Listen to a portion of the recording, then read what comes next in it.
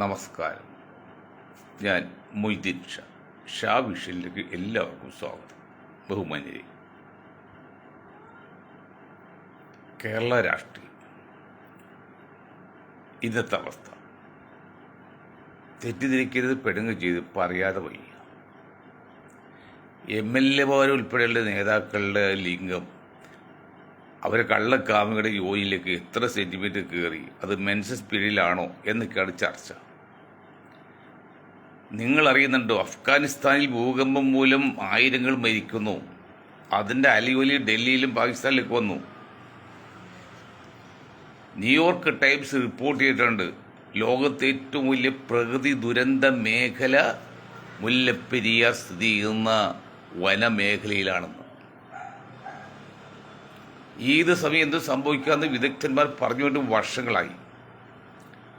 പണ്ട് കേരളം ഭൂകമ്പ മേഖലയിൽ വളരെ ചെറിയ ഗ്രേഡിലായിരുന്നു. ഇപ്പം അത് ഉയർന്ന ഗ്രേഡിലേക്കായി. മുല്ലപ്പെരിയാർ സ്ഥിതി ചെയ്യുന്ന ഭാഗവും ഭൂകമ്പ മേഖലയിലാണെന്ന് ഔദ്യോഗികമായ റിപ്പോർട്ടുണ്ട്. ഇപ്പോൾ അവിടെയൊക്കെ ഉണ്ടാകുന്നത് 2-3 താഴെയാണ്. ഒരു 5-ന് മുകളിലാണ് സംഭവിക്കുന്നതെങ്കിൽ എല്ലാം തീർന്നു. ആർക്കും ഗ്യാരണ്ടി കൊടുക്കാൻ പറ്റില്ല. അറ്റ്ലീസ്റ്റ് അങ്ങനൊരു സംഭവം ഉണ്ടായിരിക്കാൻ നമ്മൾ പ്രാർത്ഥിക്കുകയാണ്. ഉണ്ടായാൽ എന്തെങ്കിലും പ്രതിവിധി ഉണ്ടോ? എന്തെല്ലാം നാശങ്ങൾ നമ്മൾ അഭിമുഖീകരിക്കേണ്ടി വരും? എത്ര ആൾക്കാർക്ക് ജീവൻ പോകും? എത്ര ആൾക്കാർക്ക് വീട് ഭവനരഹിതരാകും എന്നുള്ള ഒരു അന്വേഷണ റിപ്പോർട്ടെങ്കിലും ഏതെങ്കിലും വിദേശ വിദഗ്ധ സമിതിയെ കൊണ്ട് അന്വേഷിപ്പിക്കാനുള്ള ബാധ്യതയെങ്കിലും നമ്മുടെ ഇരു ഗവൺമെൻറ്റുകൾക്കും, സംസ്ഥാന കേന്ദ്ര ഗവൺമെൻറ്റുകൾക്കും വേണ്ടി. അത്ര ഭയാനകമാണ് വിഷയം. ഒരു പരിഹാരമില്ലാത്ത കാര്യമാണ്. പുതിയൊരു ഡാം പണിയുക എന്ന് പറഞ്ഞാൽ വർഷങ്ങളെടുക്കും. മുല്ലപ്പെരിയാർ പണിത് 130-135 വർഷമായിട്ട്. അന്നത്തെ പോലെ മാപ്പിള കലാശികൾ, ആരോഗ്യമുള്ള തൊഴിലാളികളില്ല. ഇന്ന് ഒരു പരിചയവും ഇല്ലാത്തവർ ഗൾഫിൽ പോയിട്ട് പറ്റുള്ളി ചെയ്യുന്ന കാട്ടിക്കൂട്ടി അവിടുത്തെ മേക്കാട്ട് പണിയുന്ന ആൾക്കാരാണ്. അതുപോലെ അവിടുത്തെ ആസാമികളൊക്കെ അവർക്ക് കാര്യമായി പരിചയമൊന്നുമില്ല. അത് ജീവിക്കാൻ വേണ്ടി കാട്ടിക്കൂട്ടുന്നു. ആരോഗ്യമാണ് ഇല്ല. ഇപ്പം മെട്രോയിൽ പണിയെടുക്കുന്നത് അവിടെ നമുക്ക് തൊഴിലാളി നോക്കുക, യന്ത്ര സഹായത്താണ് ആദ്യം ചെയ്യുന്നത്. മനുഷ്യൻ്റെ അധ്വാനം അവിടെ ഇല്ല. അത് അധ്വാനിക്കാൻ പറ്റിയ ആരോഗ്യമില്ല. ഒക്കെ വളഞ്ഞു കുത്തി ഉണക്കുകളാണ്. പണ്ട് മാപ്പിള കലാശത്തിൽ 10 ആരോഗ്യന്മാർ വന്ന് 2 ഉത്തേലകം ലിവറിൽ അതും വെച്ച് എന്തെല്ലാം കൂറ്റൻ യന്ത്രങ്ങൾ വരെയും അല്ലെങ്കിൽ കൂറ്റൻ വസ്തുക്കളിൽ മാറ്റാൻ പറ്റും. അങ്ങനെയുള്ള എല്ലാ യന്ത്ര സഹായമാണ്. അങ്ങനെ ഇരിക്കും. ഒരു ഡാം പണിയാന്ന് ചുരുങ്ങിയത് 10-20 വർഷം പിടിക്കും.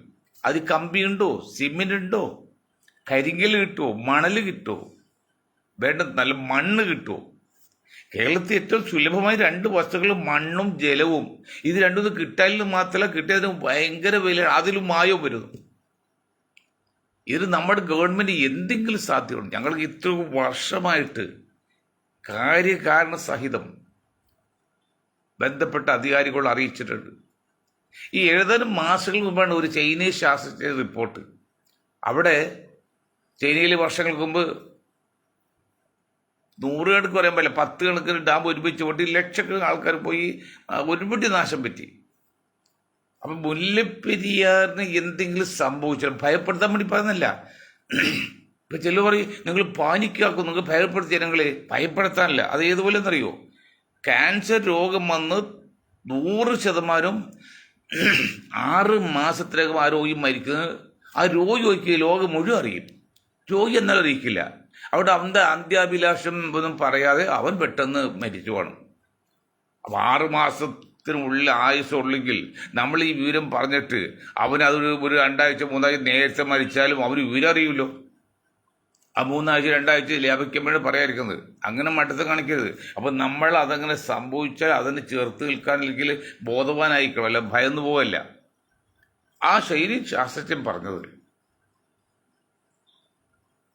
ഈ മുല്ലപ്പെരിയാർ ഭാഗത്തുള്ള സർവ്വ വസ്തുക്കളും കൂടി അറബിക്കടലിലാണ് വരുന്നത്.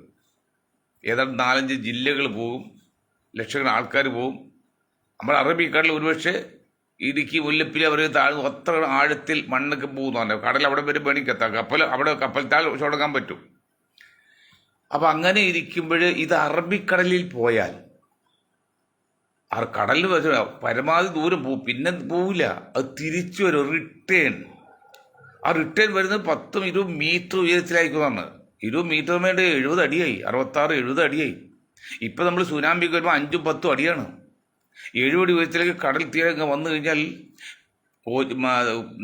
ചിലർ പറയും പോലെ ട്രിവാൻഡ്രത്തും കോഴിക്കോടും കുഴപ്പമില്ല, ഈ മധ്യമേഖല കുറച്ചേ പോകുള്ളൂ എന്ന് സൂചിച്ചിരിക്കുന്ന വിഡ്ഢികളെ കേരളം മാത്രമല്ല, ഇന്ത്യയുടെ ദക്ഷിണ മേഖലയിലെ തീരദേശങ്ങളെല്ലാം, അതായത് ആന്ധ്ര, തമിഴ്നാട്, കർണാടക അല്ലെങ്കിൽ ബോംബെ വരെയുള്ള പ്രദേശങ്ങൾക്ക് കടലിൽ പോകും, അപകടം ഉണ്ടാകുന്ന വലിയൊരു അപകടമായിരിക്കും തന്നെ.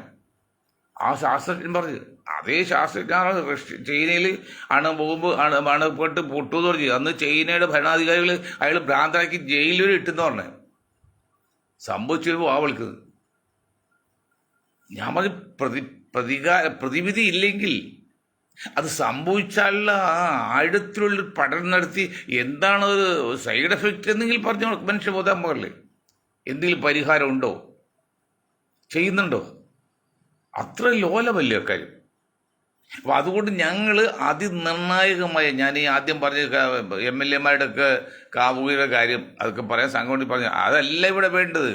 ഞങ്ങൾ ജനതാദൾ നാഷണലിസ്റ്റ് എന്ന് പറയുന്നൊരു കൊച്ചു പാർട്ടി 4 പ്രധാന പോയിന്റ് ഉന്നയിച്ചുകൊണ്ട് ഈ വർഷം അവസാനം ഡിസംബർ 31 ബുധനാഴ്ച 3 മണിക്ക് അങ്കമാലി ജംഗ്ഷനിൽ ഒരു ജനസംഗമത്തിന് പ്ലാൻ ചെയ്തിരിക്കുക. അത് ഫ്ലക്സുകൾക്ക് വന്നു കഴിഞ്ഞു. അതിൽ ആ 4 വിഷയത്തെക്കുറിച്ച് ഒന്ന് സൂചിപ്പിച്ചുകൊണ്ട് നമ്മൾ നിർത്താം. അല്ല, ഒന്ന് മുല്ലപ്പെരിയാറാണ്.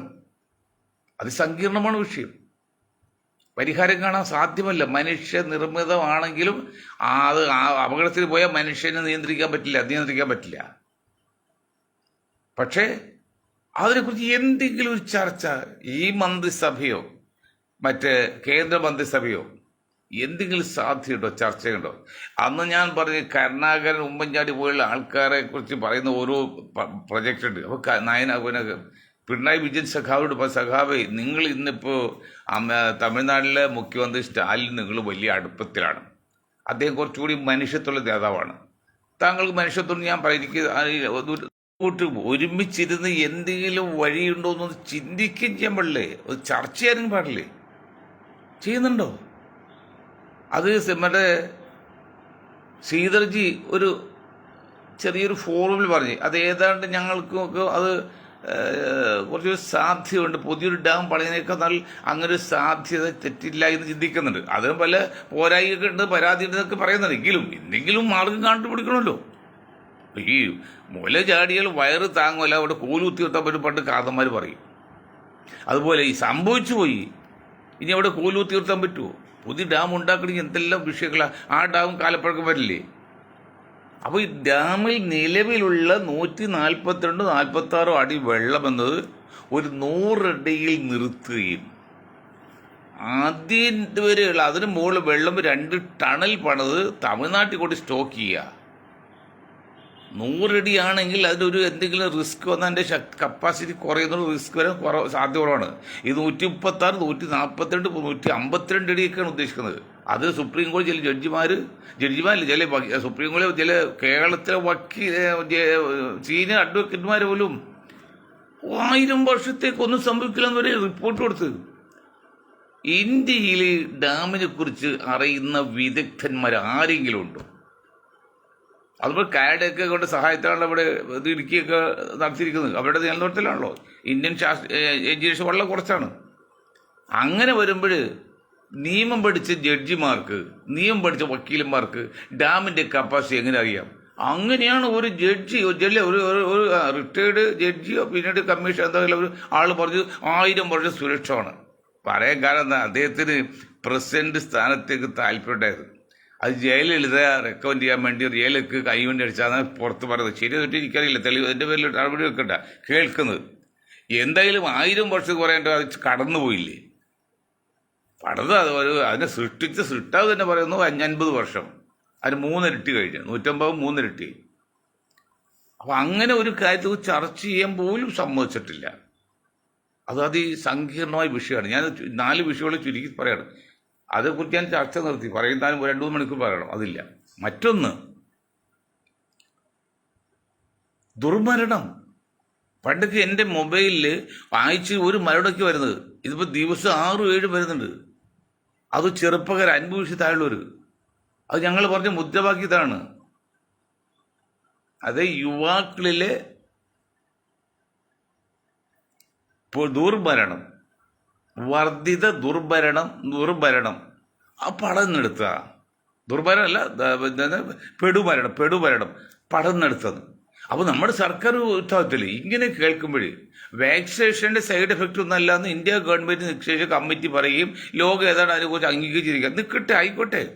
എങ്കിലും എന്താണ് പതിവിലേറെ ചെറുപ്പക്കാർ, പ്രത്യേകിച്ചും അത് ആണുങ്ങൾ പെടുമരണത്തിൽപ്പെട്ടു പോകുന്നതെന്നുള്ളത്, അതേക്കുറിച്ച് ഒരു എന്തെങ്കിലും പഠനം നടത്തണ്ടേ?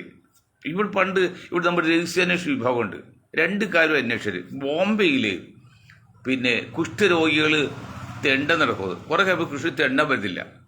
അപ്പം അങ്ങനെ അപ്രതീക്ഷിതമായിട്ട് സംഭവിച്ച് കുറഞ്ഞാലും കൂടിയാലും രഹസ്യാന്വേഷണ വകുപ്പ് CID ഒക്കെ അന്വേഷിക്കും.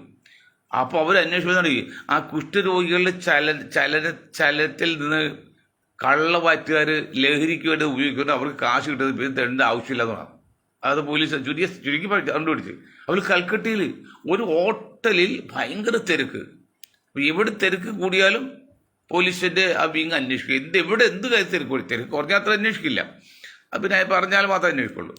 അങ്ങനെ അവർ അന്വേഷിക്കുമ്പോൾ അവിടെ മനുഷ്യമാംസം വിൽക്കുന്നു.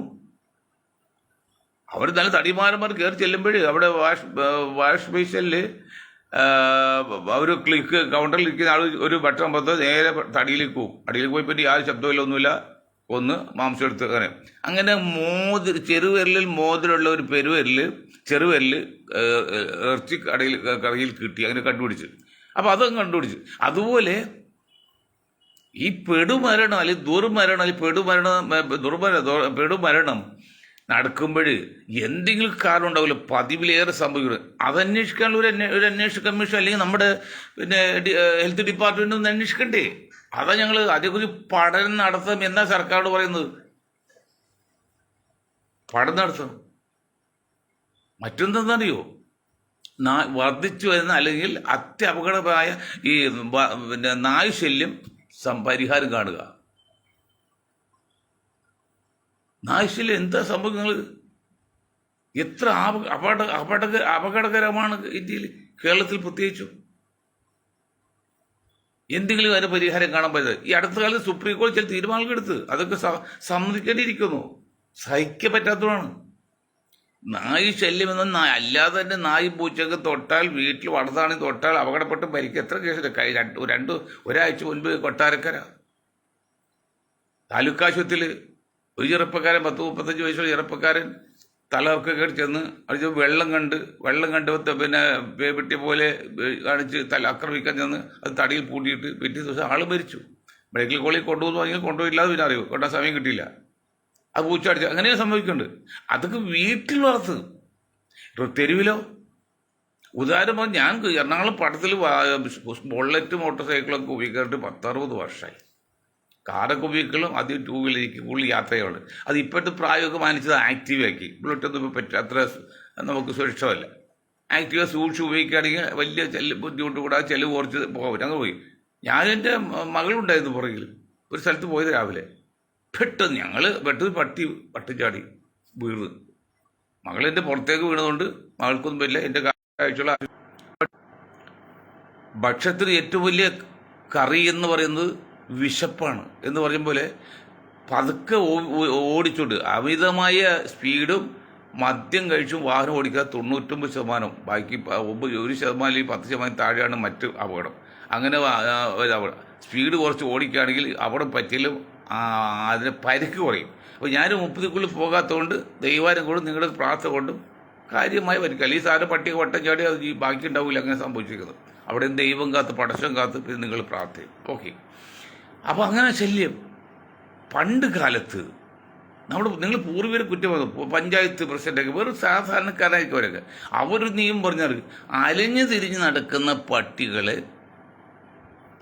കൊണ്ടുപോയി കൊന്നുകളയണം. പൗണ്ടിക്കൊണ്ടി കെട്ടുന്ന മൃഗങ്ങൾ, പശുക്കളെ അതുപോലെ വളർത്തു മൃഗങ്ങളെ, പട്ടിയില്ല. അതിന് പറയുന്ന വെച്ചാൽ കഴുത്തിൽ ബെൽറ്റ് ഇല്ലാത്ത പട്ടിയെ തെരുവിൽ കണ്ടാൽ പിടിക്കരുത്.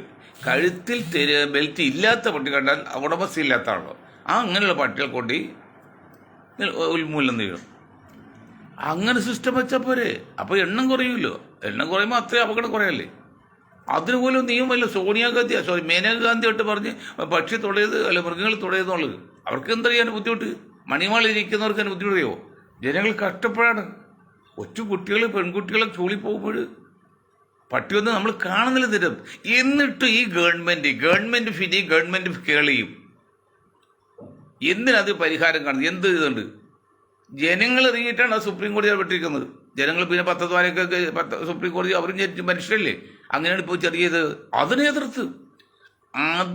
എതിർത്ത് കേസിന് വാദിച്ചവർ ഇവിടുത്തെ കോടീശ്വരന്മാരെ വക്കീലന്മാരാണ്. നമ്മുടെ കള്ളച്ചാമിയെ കേസ് വായിക്കാൻ ആളൂരൊക്കെ വന്ന് 15, 20, 30, 50, 2-3 കോടി കൊടുത്താണ്. അത് ആരാണ് ഈ കോടി കൊടുക്കുന്നത്? അവിടെ തന്നെ അറിയാമല്ലോ നമുക്ക് ബുദ്ധിയുണ്ടെങ്കിൽ. ആരാണ് പട്ടിയെ പിടിച്ച് നശിപ്പിക്കണമെന്ന് പറയുമ്പോൾ അത് പാടില്ല എന്ന് പറയുന്ന കക്ഷികൾക്ക് കേസ് വാദിക്കാൻ സുപ്രീം കോടതിയിലും ഉയർന്ന കോടതിയിലും കോടികൾ വാങ്ങുന്ന വക്കീലന്മാർ വരുന്നില്ലെങ്കിൽ അതിൻ്റെ പുറകിൽ ആരാണെന്ന് ചിന്തിച്ചാൽ വളരെ ഈസിയായിട്ട് കിട്ടും. ചത്ത് ജനങ്ങൾ കൊന്ന് ഭീമൻ പോലെ. അതുപോലെ നമ്മുടെ സർക്കാരിലെ വിഷയങ്ങൾക്ക് പറ്റുന്നില്ല. അങ്ങനെ കഷ്ടപ്പെട്ടിരിക്കുകയാണ്. ആ 2 സംഭവം തീർന്നു. മൂന്ന് സംഭവമില്ലേ? ഇത് 4ാമത്തെ സംഭവം നമ്മൾ പറയുന്നത്. അത് നിങ്ങൾക്കെല്ലാം അറിയാം. നമ്മുടെ കേരള സംസ്ഥാന രൂപീകമായിട്ട് വർഷങ്ങളായി. അന്ന് 100 വർഷമായിട്ട് പഴക്കമുള്ള 30 ഏക്കർ സ്ഥിതിയാണ് തലസ്ഥാനം. തിരുവനന്തപുരത്താണ്. അത് ഇന്നത്തെ കേരളത്തെ ഒരു മൂലയാണ്. അന്ന് തിരുവിതാംകൂറും കൊച്ചി മാത്രമായപ്പോൾ അങ്ങനെ തുടങ്ങിയതാണ്. ആകട്ടെ, അപ്പോൾ അതൊരു തലസ്ഥാനം മാറ്റുക എന്ന് പറയുമ്പോൾ മുഖ്യമന്ത്രി ഓഫീസിൽ നിന്ന് കിട്ടുന്ന അറിയിപ്പ് ഞാൻ പറഞ്ഞല്ലോ. തലസ്ഥാനം മാറ്റുക അത് വലിയ പോളിസി മാറ്ററാണ്. അത് സർക്കാർ പെട്ടെടുക്കാൻ പറ്റില്ല. പകരം അതിന് ഫലം നിങ്ങൾക്ക് എന്താ വേണ്ടത്? സെക്രട്ടേറിയറ്റിൻ്റെ സഹായവും അല്ലെങ്കിൽ അതിൻ്റെ ഉപയോഗം നിങ്ങൾക്ക് എളുപ്പത്തിൽ കിട്ടുക. അതുവേണ്ടി സെക്രട്ടേറിയറ്റ് അനക്സ് മധ്യ കേരളത്തിൽ നമ്മൾ കൊച്ചിയിൽ വേണമെന്ന് പറഞ്ഞു. കൊച്ചി എന്നാണ് ഉദ്ദേശിക്കുന്നത് MG റോഡ് ജോസ് ജംഗ്ഷൻ അല്ല. ഇപ്പം വിശാല കൊച്ചി അങ്കമാലി ഒക്കെ വിശാല കൊച്ചിയിൽ വരുന്നതാണ്. അങ്ങ് തൃശ്ശൂർ ഇതിൻ്റെ ജില്ലാ അതിർത്തിയിൽ. അപ്പോൾ കൊരട്ടി ഭാഗത്ത് 10,000 ഏക്കർ സ്ഥലം കിടപ്പുണ്ട്. ഒരു 1000 കോടി രൂപയുടെ ബഡ്ജറ്റാണ്. 50 ലക്ഷം സ്ക്വയർ ഫീറ്റ് 2000 വെച്ച് 1000 കോടി രൂപ. അത് വിദേശ മലയാളി തരും. നമ്മൾ വിദേശ മലയാളി യോഗമൊക്കെ നടത്തിയിട്ടുണ്ട്. അവരൊക്കെ സപ്പോർട്ട് അങ്ങനെ ചെയ്യാം. ഒരുപടി അനുകൂലമുണ്ട്. അത് ട്രിവാൻഡ്രത്തെ ഉദ്യോഗസ്ഥന്മാരും അവിടുത്തെ എല്ലാവരും അത് അനുകൂലമാണ്. കാരണം അവിടുത്തെ തിരക്ക് കുറഞ്ഞാൽ അവർക്കവിടെ കൂടുതൽ അവിടെ ഉള്ളവർക്ക് കൂടുതൽ സേവനം കിട്ടും. ബാക്കിയുള്ള ഉദ്യോഗസ്ഥന്മാർക്കൊക്കെ അവിടെ സെറ്റിൽ ചെയ്തവരൊക്കെ താമസിക്കും. അല്ലാത്തവർക്ക് ഇങ്ങോട്ട് മാറാം. അപ്പോൾ അവർക്ക് മലബാറിന് പോകാനൊക്കെ എളുപ്പമുണ്ട്. അങ്ങനെ അവർ സപ്പോർട്ടുണ്ട്. ഗവൺമെൻറ് അതിനെതിരില്ല. തലസ്ഥാനം മാറ്റുന്ന കാര്യം ഞാൻ ഗവൺമെൻറ് പറ്റില്ല എന്നാണ് മുഖ്യമന്ത്രി അന്ന് തന്നെ നമ്മുടെ IB അവരെ അറിയിച്ചാണ്. ഇതിപ്പോൾ മറ്റു രീതിയിലാണ് അങ്ങനെ ചെയ്തത്. അങ്ങനെ സംഭവം നടക്കുക. അതിനെല്ലാം ചേർത്തിട്ടാണ് ഈ വർഷം അവസാനം ഡിസംബർ 31 അങ്കമാലി വെച്ച് 3 മണിക്ക് ഒരു ജനസംഘം നടത്താണ്. എല്ലാവരും പങ്കെടുപ്പിച്ചുകൊണ്ട്. അല്ല, നിങ്ങൾ സഹകരിക്കണമെന്ന് ഒരിക്കൽ കൂടി നിങ്ങളോട് പറയാണ്. അപ്പോൾ ആ 4 വിഷയം 1, 2, 3, 4 4 വിഷയം ഞാൻ ഏകദേശം ചുരുക്കി ഒരു 28 10 മിനിറ്റിനുള്ളിൽ 20 മിനിറ്റിനുള്ളിൽ പറഞ്ഞു. ഇനി ഒരു കാര്യം പറയാനുള്ളത്, കേരളത്തിൽ ഒരു 15% ക്രിസ്ത്യൻസ്, 18 കുറഞ്ഞ് 15, അതിൽ 5% ആരാണ്? ദളിത് ക്രിസ്ത്യ, കൺവേർട്ട് ക്രിസ്ത്യാണ്. അതില്ല, ബാക്കി 10%. ഈ 10% ക്രിസ്ത്യൻസ് വോട്ട് കിട്ടാൻ വേണ്ടി BJP, കമ്മ്യൂണിസ്റ്റും ഇപ്പൊ UDF, കോൺഗ്രസും എന്തെല്ലാം തന്ത്രം ടെക്നിക്കും അടവൊക്കെ നയിക്കുന്നത്. അവരെ പിടിച്ച് ഞാൻ കുറ്റം പറഞ്ഞില്ല. ക്രിസ്ത്യൻ സമുദായമായിട്ട് നമുക്ക് യാതൊരു ഇഷ്ടക്കുറവില്ല. നമ്മുടെ സഹോദര സമുദായമാണ്. അവരെല്ലാ രീതിയിലും സഹകരിക്കാൻ പറ്റിയവരാണ്. ഒരു കുഴപ്പമില്ല. പക്ഷെ അവർ 10% വോട്ടിനെ കുടിക്കാൻ വേണ്ടി ഈ കോൺഗ്രസ്സുകാരും കമ്മ്യൂണിസ്റ്റുകാരും BJPക്കാരും എന്തെല്ലാം കാട്ടിക്കൂട്ടുന്നു. പക്ഷെ ഇവിടെ ഒരു 40% താഴെ RS പറയുമ്പോൾ 10-40% താഴെയൊരു വർഗമുണ്ടല്ലോ. അവർ മുസ്ലിം എന്ന് വേണമെങ്കിൽ പറയാം. അതേക്കുറിച്ച് കമ്മ്യൂണിസ്റ്റ് പാർട്ടി ഉപേക്ഷിച്ചു. കാരണം അവർക്കത് കിട്ടൂല എന്ന്. ഇന്ന് ഞാൻ കമ്മ്യൂണിസ്റ്റ് പാർട്ടിയുടെ അടുത്ത കാലത്തെ പ്രവൃത്തി വില ഇത് ഞാൻ കുസാറ്റ് അല്ല പിന്നെ HMTയിലെ മെഡിക്കൽ കോളേജ് ഒരു 17ാമത് ഇത് ഓണോത്സവത്തിൻ്റെ ഭക്ഷണ വിതരണത്തിൻ്റെ പരിപാടിയിൽ പങ്കെടുക്കും. അപ്പം ഞങ്ങൾ ക്ഷണിച്ച് പോയിട്ടുണ്ടായി. ഞാൻ വേറെ കാണികളെ പോലെ സ്റ്റേയിലും ഉണ്ടായില്ല. അവിടുത്തെ സംഭവത്തിൽ കളമശ്ശേരിയ DYFI നിലവിൽ ലൈവായിട്ട് ഒരു ഭാരവാഹിയും ഈ 40% മുസ്ലിങ്ങൾ ഒരാളില്ല.